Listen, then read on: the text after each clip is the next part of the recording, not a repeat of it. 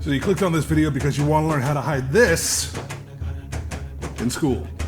Well, stay tuned, because that's exactly what I'm going to tell you how to do.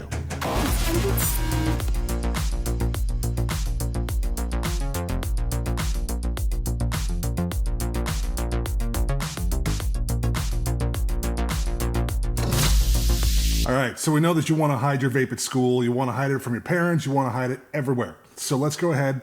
I'm going to tell you step by step how to do it. It's a foolproof plan. Step one is actually doing this. That's it. Throw your vape away. You're too young. Don't start vaping. It's meant for adults to help quit smoking. It's not a cool thing to do. Wait until you're at least of age. Seriously. It's not healthy for you. While it is 95% safer when compared to smoking cigarettes, there's still some harm that could happen. So please, if you're thinking about picking up vaping and you're underage, don't. And that's how you hide your vape from school, by never starting and by throwing away the ones that you have. Have a good one.